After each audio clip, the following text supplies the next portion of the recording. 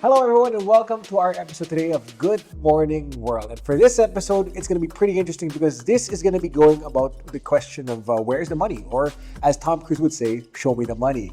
You know that movie reference? Yeah, show me the money. Show me the money. Because today, we're going to be talking about investments. Ano ba talagang investments? And is it too late to start? As a millennial, there's so many things to think about. But again, you have to define what is an investment, diba? What should you be investing in, diba? Because these things, it could be income generating, but your definition of income comes in so many ways. Mm-hmm. There is the financial investment, there is the personal investment, the spiritual investment, and the sociological investment. And you can see these in many ways. Like, kunwari, sa personal investment, pwede health. Mm-hmm. Financial, pwede sa real estate or sa stocks, in currencies and what have you. So these are many things to consider. But for today, though, we have two very special guests who's going to be joining us for this episode, the President and the Vice President of the Swift Corporation. We have Sir Jericho Manansala and Sir Rene de las Alas. Thank you very much for joining us, sirs. All right, so let's begin. Say? Yeah, sure, go ahead. All right, so let's begin with the first question, though. What is your idea of an investment? Go ahead. Well, for me, an investment must be something that we could call an asset. But an asset could be defined in a lot of other ways. Okay? Sometimes an asset could be my personal home, anything that I could sell for a value. But for us, an asset is something that must generate you wealth in the long run, or must be generating you wealth on a monthly basis, annual basis, something that gives you money, not just something that takes your money by continuously paying for it, etc. So it must have cash flow. So that's for me. For you? Well, I totally agree with President Jericho here that once you invest, you're expecting something in return Tama. for a wealth. Yeah. And for me, I started investing during my early age. So the primary purpose of investing in properties is for my retirement age. So you can plan ahead. When I get retired, I have my own Always money, for the future. not dependent on my children Totoo. to ask for something. Yeah, so we have that kind of mental mindset in the Philippines kasi like in the generation of like mga parents natin before, even grandparents, that we have the mindset like our investment is our kids. So like I guess dito sa time natin ngayon, like us with me and Topi, is that we're thinking differently from that mindset. And now we're actually thinking into investing our money that we earn from work to properties, not in our kids. Kasi like, we don't have kids, right? We don't have kids, Not that I right? know of. Teka lang. Wait lang. Wait lang. Napaisip ako dun Kasi like, yeah, diba? I'm not sure if you have heard of it. Like, our parents or like our grandparents actually thought that investment is kids. Yes. Diba? Because they invest money in the education. But they really did not invest into properties or anything that is now can be liquidized. Diba? So, just a thought. Yeah. And I think you have to discern what exactly is an asset. Yan ang delikado, hindi man delikado, but yan ang challenge dito sometimes. Because some people, they'll buy a car. And some people, they think it's depreciating. Pero if, let's say, you use that car to go to work, to help you create more income, it then becomes an asset. Diba? So these are things yet you have to distinguish, diba? How would you guys distinguish an asset versus a liability in that sense? Again, with this regard, I think it would come in between differentiation between asset and a liability, right? When I buy a car, you're correct. It can be an asset, though it's depreciating, but it still has or retains value. Yes. And of course, the main value of it is the utility of it. Now, that utility now depends on how you use it. Like what you said, if we're going to use it to go to work, of course, for personal convenience, of course, there's that part of that investment of ease. Alam naman natin ng public transportation cannot be, relied on. That's right. It's comfortable what it is. Definitely, medyo kailangan talaga siya. No? Nandun yung word na need. Okay? At the same time, pwede rin natin gamitin ng car for, let's say, for business. Diba? Kung L300, padala, delivery, or whatsoever, it could be used. But there are a lot of, between what type, no? Do you really need it? The word need is a big, Yes. There's a lot of feature comfort you must pay premium for. Di ba? Nawawala na yung function na, okay, para lang to sa A to B ko. Oo. Diba? Transportation ba talaga to or not? Tama. Same with kami, as another example, bahay. No? Bahay or property where you live in. It could be an asset. It is actually an asset. Tumataas ka talaga ang value ng property. Totoo naman yan, bahay. Pero sa totoo lang, kung tinitirhan mo to, talaga ba talaga siyang asset ba talaga siya? Kasi kung ako, hindi ko naman ibebenta yan kung nakatira ako doon. Ako nakatira eh. Di ba? I won't sell it. I won't, liquidate it. So, for me, it's a liability. Because I'm living in it and I have to maintain it. And there's that level of lifestyle. I think that's the word, the lifestyle. That you must, retain it. So, any asset could be a liability at any moment or any given time. So, it's a matter of like how you use that certain item or Yeah. property. Yeah. Discernment really is key after all. You have to be able to distinguish which makes sense and which doesn't, di ba? If I may borrow the word of Robert Kiyosaki, Okay. author of Rich Dad Poor Dad, he clearly distinguished assets against liabilities. An asset is something that gives you money Yeah. to your pocket. Yes. While the liabilities is something that takes out money from Your pocket. So that's two different things.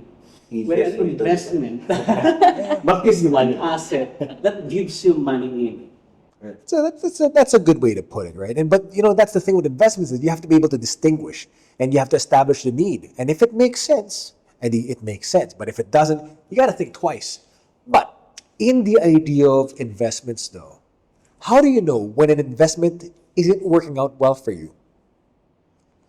Well, in our case, actually, when it comes to investment, our portfolio is really enriched by properties, real estate properties. That's actually our main bread and butter. No? Even at my age, I already own multiple properties. Siya, marami na. May hacienda rin. May hacienda rin to.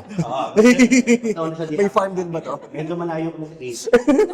So, but in that regard, no, with properties kasi, of course, it's different depending on what country you're in. But here in the Philippines, in the case of real estate properties, actually, wala siyang downtime. Though, there's always a better option. Pero wala siyang lugi. In other words, sabi ko nga, kailan bumabagsak ang lupa o properties dito? Kailan? Siguro may bagyo. Di ba? May earthquake, puputok daw ang volcano. Di ba? Pero after that, 1 year, 2 years, boom, lumublo na. Ay, di ba? It's temporary. So, on our part, wala siyang masyadong downside. Though, laging may regret. I guess, when it comes to, sana dito ko na lang nilagay kaysa dito. Kasi this one, sana, mas malaki kinikita ko today. Kasi ngayon, ang nakikita namin, mas nagmamatter na sa tao na nai-enjoy ko na ngayon eh. Hindi pwede yung bibiling ko ngayon para sa mga anak ko. Diba? For the future, mabibenta nila ito, mapamana. Paghati-hatian nila, bahala na sila. But right now, it matters na kailangan ngayon, nai-enjoy ko na. Yung nga sabi natin, money talks, diba? Kailangan, how much money can it put, sa akin, sa bulsa ko. So, yun yung, I think, nakikita. Pero, on our case, I think you have your experience with this, no? Na meron kang nasabi ko, bakit ako dito nag-invest? Though, hindi naman siya mali. Well, siguro, Yeah, I have a lot of experience to discuss with you Yeah. guys about investing in properties. But typically, as you invest in real estate, the question that you ask is somehow eliminated. Yeah. Because when you invest in property, you will never go wrong, really. It might not give you the expected return the soonest time possible. Yeah. But it will definitely give you the wealth that you are aspiring for on the property side. So I don't know with other type of investment, but I could speak only on real estate investing. So aside from the appreciation income that I was getting Yeah. from the investment property that I made, I also gain cash flow from those investment through rental incomes. 6 digits na ang cash na ano yan. Wow. Speaking from experience. Pero may regret pa rin yan. May regret to. May regret. Okay. But I do have a question, like for real estate though, there's like marami siyang haka-haka or like mga thought process. So what common haka-haka na inaano nyo, narinig nyo from your clients kung why they're not investing in real estate properties? Like, ano ba yung most common for you na naririnig nyo? Misconceptions, I Oh, guess. misconceptions, What yeah. misconceptions? Well, it depends, no? Kasi sa properties, laging meron tayong condominium, meron tayong lupa. Siyempre, normally, ang isang misconception dyan, condominium, temporary, 50 years lang, yan, titigbagin na yan, wala na. So, yan yung isang napakalaking misconception yan. Lupa, forever, okay yan. Pero, it doesn't mean okay, bumibili sila. Tama? And I think ang pinakamalaking deciding factor nila is the commitment. The commitment in terms of the value. Of course, di madali bumili. That's Di ba? Though, masasabi ko, hindi madali bumili ng kotse, pero nabibili naman. So, I guess, it depends. No? It depends. Sabi nga natin, ang kotse, dadala natin kahit saan. Ang bahay, hindi mo papakita hanggang imbitahin mo sila. Di ba? So, priority talaga, nasa priority. So, ang nakikita kasi namin sa properties-wise, no, is as an asset na mabibili mo, feeling na parang ang hirap, ang daming kailangan pirmahan, ang daming legalities nito. Or I think it's a deeper understanding kung paano ba bumili. Diba? Madaling sabihin ng isang bahay 10 million pesos. Naku, 10 million pesos. Nakakatakot. Oo, nakakatakot Ang din. bigat. Or kahit sabihin pa natin 5 million pesos, ang bigat pa rin eh. Sa sasakyan, 1 million, or kung 5, 2 million. Kaya. Madali. Madali. Diba? Pero, pagka nagsamula ka na sa real estate property investment, hindi naman talaga sa totoo lang binabayaran mo yung buong amount eh. Parang sa sasakyan, nagbabayad ka ba ng buong amount para bumili? No. Hindi. Laging may tinatawag lang tayong down payment, laging hulugan lang natin. Sa paminsan, kailangan lang natin magtipid sa pang-araw-araw nating gastusin, di ba? Or whatever. Para lang mapabayad. Sabi nga namin, pag may binabayaran, pag may kailangan bayaran, wala kang magagawa, babayaran mo. Pero pag wala, feeling mo lagi meron kang extra funds. Punta sa lifestyle, invest dito. Well, invest naman, invest sa sarili, mindset, vacation, di ba? So, it's an investment. But for us kasi, ang nakikita ko dito, again, investing could be sa sarili, di ba? Self-improvement. Sabi nga natin kanina, health, no? It could be health. Pwede rin siyang tungkol sa kung makaka-party ba ako every week, etc. So, those are all, of course, expenses. And matatawag natin din siyang investment sa sarili natin. Yeah. Pero, kami, on our end, hindi naman dahil sa siguro bias kami on the financial side. Pero sa tingin ko, maraming mawawala doon sa problema na yun kung wala kang problema dito. What do you agree? I totally agree. That is correct. Maraming mawawala sa problema natin eh. Maraming mawawala sa isip. Oo. You have to really monitor talaga what makes sense and what doesn't in terms of your expenditures, di ba? I mean, like, kung high-stress employee ka na marami ka talagang inintindi, and sabihin natin yung Sabado na yun, yung kaya sa isang araw na pupunta ka sa mall, mag-party, and if it makes sense, it makes sense. But if that party life becomes too overwhelming, na apektado na yung Monday to Friday mo, delikado na yan. Anything too much. Oo, tama. Exactly. Too much of anything is a bad thing. So that's pretty much it from that side. So I think that's how we define what an investment is and how it does or doesn't pay off, diba? But of course, though, if I may, though, all right, I'm going to proceed with our next little segment here. All right, some rapid fire questions. All right, so you don't have to go into full detail for this one, but just answer it. Okay, whatever's closest to you. 3 questions lang naman to. And then let's go with that. So if you want to answer this question, then okay lang sa'yo. I think kasi investments, maraming definition yun, Yeah, di ba? I mean, like, definition. again, like you invest in real estate.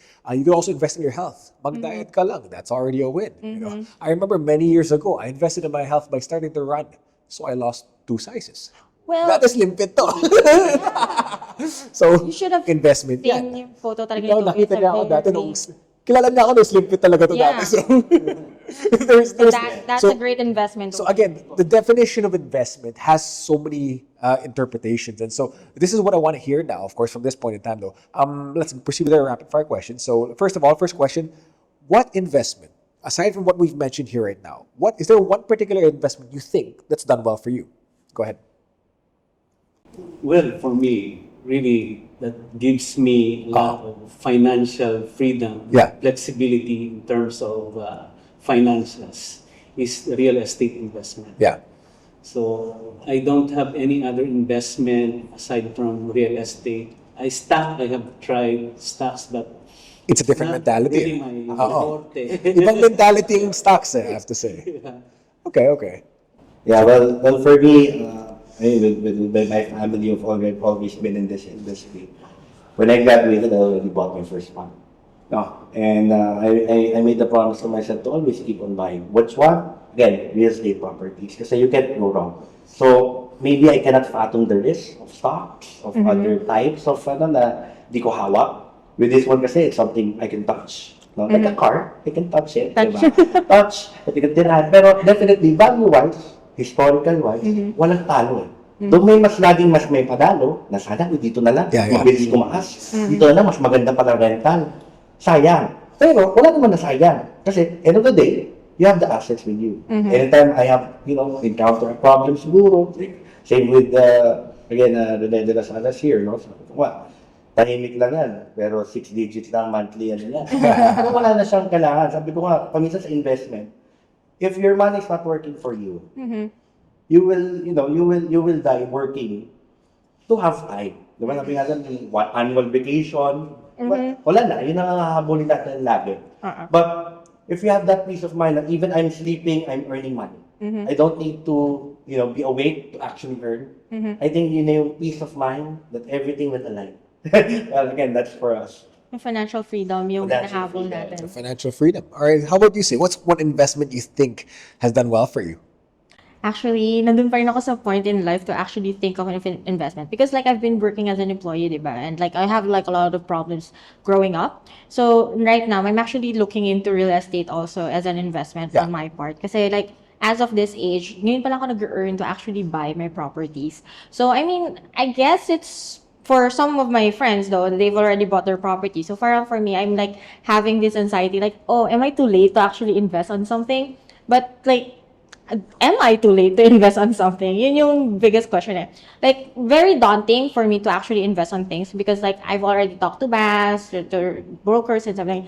So, though, tama naman ko yung sinabi, sir, is like, there's like installment plans. Pero like, you also think of like, how many more years do I need to fill that in to get that investment? So, parang, right now, yeah, I don't have, maybe in myself, I Yeah. do invest in myself because like my health-wise, like problems is. But I mean, in a financial standpoint, for my financial freedom, I'm trying to dive into real estate as well and property management.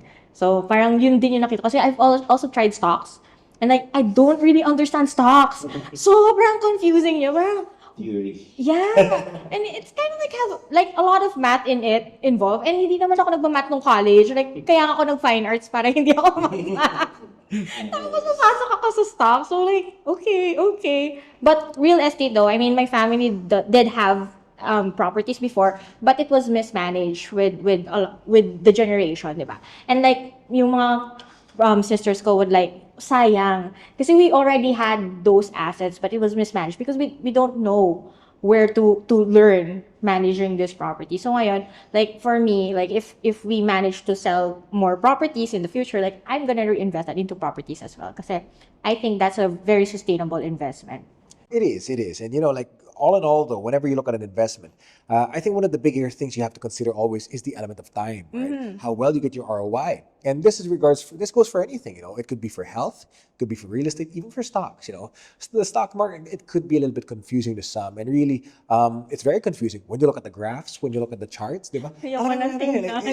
And tsaka, don't even get me started on the ticker tape. Are you familiar with the ticker tape? Di ba, when you watch the news channels, like let's say CNN or ANC, yung right? up, down. They have that. No, iba pa yan. The ticker tape is that little piece of information. A little piece of information. Yung roll na number sa ilalim. Meralco red, MER red, or ANI Yeah, green, those or ones. things like that. So you'll see that. So that's something to really be a part of. That's part of the stock market lifestyle. So it could be daunting to some, But I think with stocks, and I think real estate in general too, you have to see the storyline of everything, right? Like let's say you're buying a piece of property now, but you don't know that baka in 10 years main road na pala yan. So and so if it becomes main road, your property value appreciates. Same goes for a stock. When you buy a stock, the company may not be making money right now, but in the future, if like let's say technology gets better, things go hand in hand, and so those are always factors to consider. Now, of course, more are questions though. Of course, investing, it's a very complicated thing though, and so that's the thing. Sometimes though, just starting magsimula ka lang, nakakatakot na eh. Kasi like, syempre, Exactly. Yeah, starting is Oo, really hard. magsisimula ka lang ng pera eh. You know, like, the stock market, like, you can see it, eh, piso per share, 5 pesos per share, di ba? Ang real estate naman, down payment mo is what? It's 600,000. there you go. So, dyan pa lang, nakakatakot na when you look at it, eh, di ba? So, that's the investing side eh. So, how do you begin? You know, what's the best way to begin an investment? Well, I think number one is budgeting. Normally, the main nemesis, the main enemy of anyone's budget is their lifestyle. You know, even if you're already increasing, you know, your salary through your career or earning a lot more through time, you still get that hurdles that when your income increases, your lifestyle creeps up and your expenses goes up or even Proportionate way minsan eh. proportion that wait, I don't have any surplus. So that's why it's hard to invest because I don't have that money. Yeah. You don't have that money because your lifestyle keeps on increasing. Yeah. So I think yan yung, can I afford? Actually, you can, but you have to cut down here. Diba? Wala mo na mga mamahaling coffee. Diba? Wala mo na Starbucks. Ang once a week na lakad, every other week, bawas konti. Diba? Type of brand, maybe use clothes, etc. So, konting adjustments will already suffice to give you that budget. Now, once you have already, you know, fixed on a budget, on a monthly budget, I'm sure you'll tell me, okay, kaya ko pala. It's just that matter of visualization. Eh. Yeah. Can I, or will I just, you know, lose this, then it's gonna be forfeited, or etc. Sayang yung pinaghirapan. But again, sabi nga, ang question is, when it will be too late to start, to invest? Actually, it's never too late. Actually, it will be too late if you never invest in the first place. Then definitely, wala na. Kasi you didn't even play in the first place, Yeah. right? Yeah. So, you have to put it somewhere. Yeah, perhaps I could relate to your question with my personal experience. The very first taste of the real estate investment, way back then, it's more on a mindset. Kami kasing mag-asawa, when we get married, ang mindset namin, kailangan magkaroon kami ng a lot of passive income Yes. when we get this age, no? Yeah. So, talagang pinag-ipunan namin mabuti yung yung pang-equity, pang-down payment para mabili namin kaagad yung unang-unang investment namin na property. It's way back in Sampaloc area. Wow. Wow. Na liit lang, it's a Oo. 50 square meter land Alright, area. okay. Pero meron siyang 8 or 9 rooms Okay. being Wow. rented. No? Oh, that's pretty Yun good. ang investment namin. And it's only 700,000 na hindi mo naman kailangan. At that time. That's true. Na hindi mo naman kailangan magbigay ng immediate 700,000. Oo. Pwede mo naman kausapin si owner. Oo. This is just my money first. Oo. And I'll give you the remaining for this month. Financing. Tama si Oo. President Noong malaking pera din na 700, ano? Oh, yan. Yeah. Inflation, ha? Oh. Magkano nang Teka lang ha.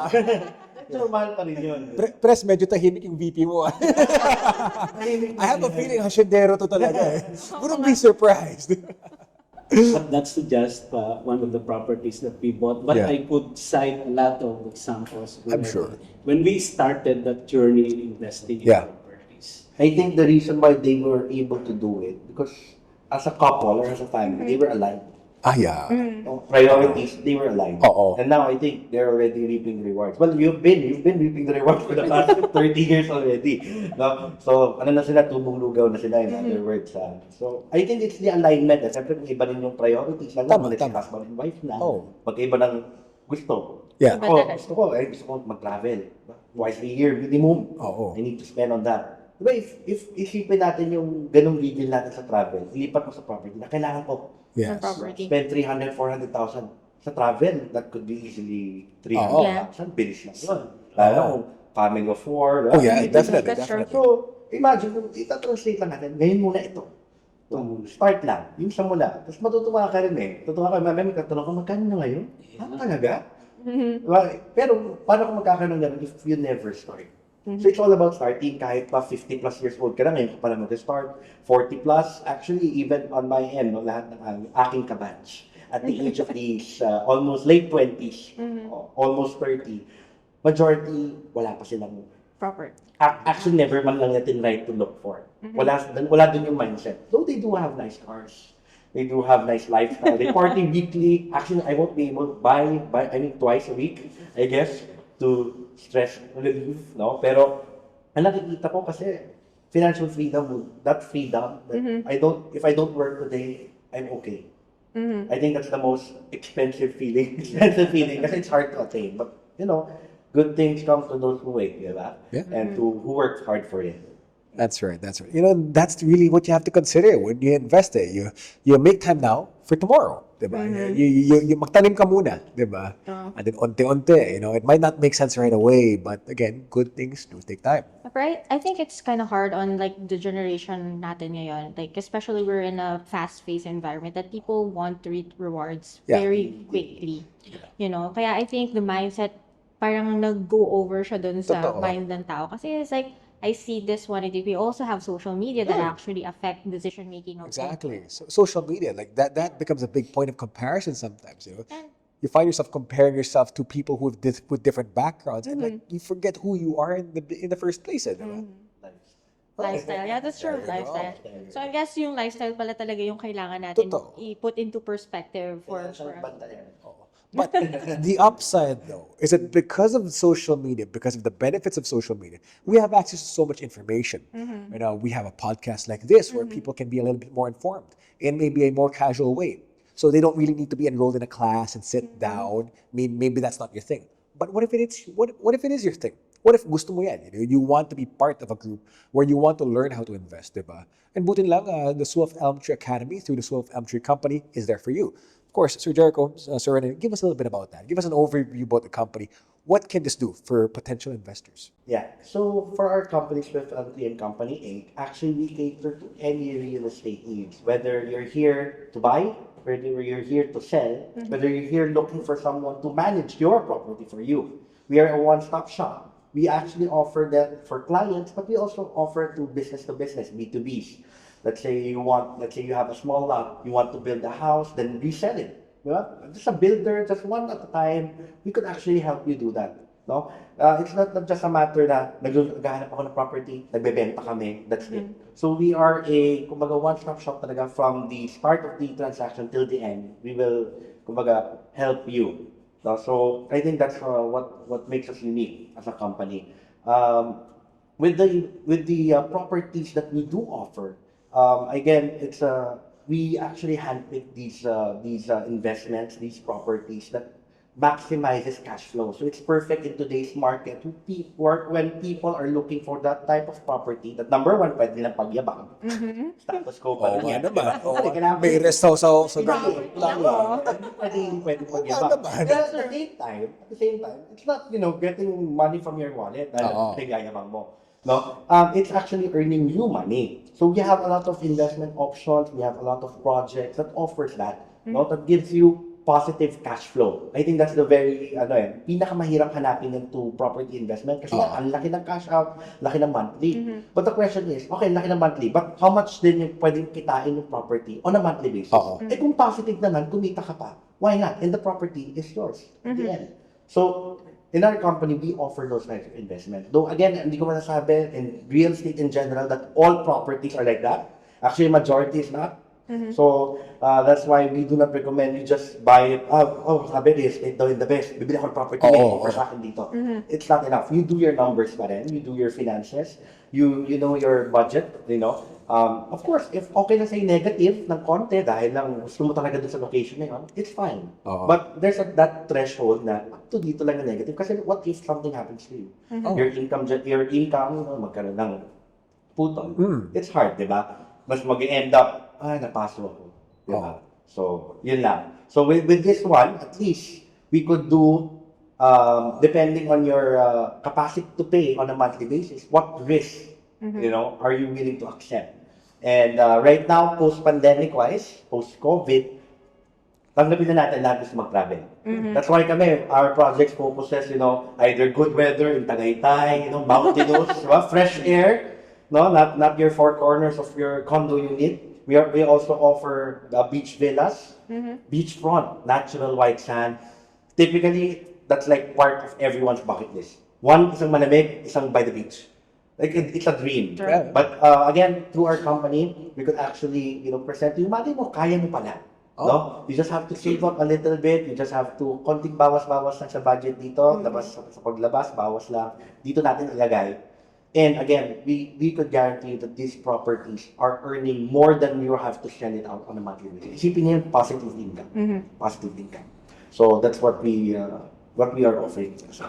And aside from that, that was mentioned by President Jericho, we also teach our sellers, partners, and brokers to practice what we preach. Practice what you preach. We preach. Meaning, dapat tayo mismo as sellers, as practitioner in the industry, we experience what we are telling our client. No? Bumili ka nito kasi talagang definitely you will be earning. So, we are telling them, or teaching them, or coaching them na dapat sila mismo have to experience what they are telling to the client. Yes. Dapat hindi lang si client ang magre-reef ng reward Tama. ng sinasabi namin. No? Baka naman hindi kayo naniniwala dun Yes. sa produkto niyo. Totoo. Kayo mismo naniniwala dun sa produkto You mo. need to be able to inspire confidence. Yeah. Oo. So kami, we are not just here just to sell, typical, we're here to sell, to earn. Kami, on our end. But for us, it must be more than that. It must be more than that. What is it in for our clients, for our investors? It's not enough also na it-appreciate. Lahat naman nag-appreciate. Diba? Lalo na kung properties ang usapan, lahat naman nag-appreciate. But what makes you different? So that's what, when we, of course, as a client, we explain to them, ito yung cash flow mo. Imagine ito yun. And we always give the low, mid, high. Parang stocks lang yan, may low, mid, high, may risk tayo dyan. Diba? Or yung iba sa insurance ginagawa yun, may low, mid, high. Pero kami, we do that also. Pero makikita nila kung possible talagang kitain to. So we show results. We do not overpromise. No, we do not give false advertising. Advertising na, sure to, guaranteed, ganyan. So we do not do that na, mahal ang rental dito. All year round, nagrentahan ka. That's not true. That's one of the misconceptions. But lagi kami vacancy. So we give, we present that to the client para well-informed siya. Transparency. So that's thing. what we offer here. Yeah. And that's the point of view with investments. Sometimes it makes sense, sometimes it doesn't. But at the end of the day, you have to be well-informed, right? All right, with that said, I think we have a lot of things to talk about, but I'm sure there's going to be more time after for this episode. But of course, again, thank you very much for having us today, of course. We were very, very much happy to be having you guys for our guests. Yeah, so if you have any questions or you want more information about Surf Elm, so you can just click on the links below. We're gonna plug them in there with their website and their YouTube channels, I guess. That's right. Definitely, we're going to be more in touch with them on social media. If you want to know more, again, links down below. But in the meantime, this concludes our episode for Good Morning World. Thank you very much for joining us, and we'll see you on the next episode. Good morning.